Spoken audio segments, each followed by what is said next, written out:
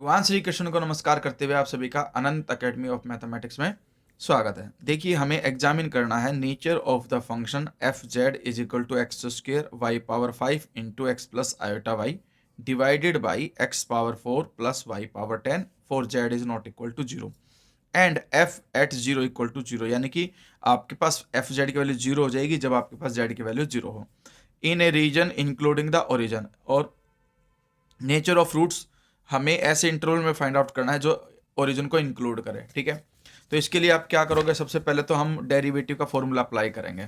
ठीक है, और वो ये है आपके पास कि f dash zero equal to limit z tends to zero f z minus f zero upon में जेड। एफ जीरो की वैल्यू जीरो है तो ये हट गया f z upon z. F Z की वैल्यू रख दी x square Y 5 into x plus आइटा y divided by x power 4 plus Y power 10 और ये अपॉन में जेड है इसलिए जेड की वैल्यू रख दी। ये दोनों कैंसिल हो गए, सिर्फ ये बचा। ठीक है, तो अब हम इसको दो तरीके से कर सकते हैं। एक तो y को इक्वल टू एक्स लिखोगे, तो y इक्वल टू एक्स लिखोगे तो हमारे पास कंडीशन ये आ जाएगी जहाँ कहीं भी y है वहाँ x लिख दो। ठीक है, तो ये x पावर 10 हो जाएगी। ये हो गया x पावर 7, नीचे x पावर 4 कॉमन ले लीजिए तो x power 7 divided by x power 4 करोगे तो x पावर 3 तो बचेगी न्यूमरेटर में। x पावर 4 कॉमन लिया था इसलिए यहाँ 1 बचेगा और यहाँ x पावर 6 बच जाएगी। अब इसमें limit x tends to zero put करेंगे तो आपके पास ओवरऑल वैल्यू जीरो आ जाएगी।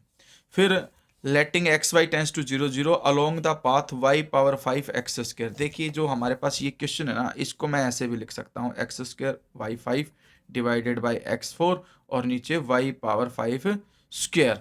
अगर मैं वाई पावर 5 को एक्स स्क्र लेता हूँ तो एक्स स्क्र होल स्क्र करके एक्स पावर 4 बन जाएगा, तो नीचे एक्स फोर बन सकती है कंडीशन। तो हमारे पास ये चीज़ आ गई, एक्स स्क्र था ही, वाई पावर 5 को एक्स स्क्र मान लिया डिवाइड में एक्स पावर 4 प्लस में वाई की पावर 10 थी इसलिए वाई पावर 5 का स्क्र और वाई पावर 5 एक्स स्क्र था तो इसलिए एक्स स्क्र का स्क्र एक्स पावर 4। अब हमारे पास कंडीशन ये हो गई कि भाई ये हो गया एक्स पावर 4 और ये 2 एक्स पावर 4 और एक्स पावर 4 से आप इसको ऐसे लिख सकते हो x power 4 upon 2 x power 4, ये कट गया, सिर्फ 1/2 बच गया आपके पास। ठीक है, since the limit is not unique F dash zero does not exist hence F Z is not analytic in a region including the origin. तो हमें यही वेरीफाई करना था इसमें। इस जैसा ही एक क्वेश्चन और है हमारे पास बिल्कुल सेम, उसको भी आप साथ के साथ देख लीजिए कि वो किस तरह से होगा, क्योंकि इसमें सारा खेल होता है कि आप y को क्या चूज करते हो। तो कुछ एक क्वेश्चन की प्रैक्टिस करने के बाद अपने आप समझ आ जाएगा कि y को हमें कब क्या सिलेक्ट करना है।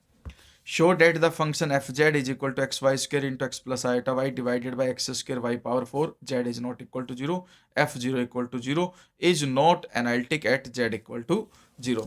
सेम वे में f dash 0 equal to limit z tends to 0 fz minus f0 upon z minus 0 which is equal to limit z tends to 0 fz divided by z।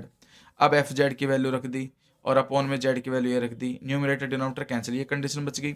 एक तो हम क्या करेंगे, इसके अंदर देखिए ऑलरेडी हम वाई स्क्र को एम एक्स लिख लेते हैं। वाई स्क्र को जब मैं एम एक्स लिखूंगा तो नीचे एक एक्स स्क्र बन जाएगा। देखिए वाई पावर 4 है वो होता है वाई स्क्र का स्क्र, यानी कि अगर मैं एम एक्स मान लेता हूँ तो उसका स्क्र और वो हो जाएगा एम स्क्र एक्स स्क्र। तो एक तरह से हम डिनोमिनेटर से एक्स स्क्र कॉमन ले सकते हैं। तो हमने यही किया, इसके अंदर along the path Y square is equal to M X, तो पुटअप करने के बाद एक्स स्क्र ऊपर नीचे कॉमन आके कट गया, M upon 1 plus M square बच गया। यानी कि जो डेरिवेटिव है वो अब एम पर डिपेंड कर गया, एम की अलग अलग वैल्यूज के लिए डेरिवेटिव की अलग अलग वैल्यू जाएंगी, तो which depend on M hence F dash zero does not exist. ठीक है।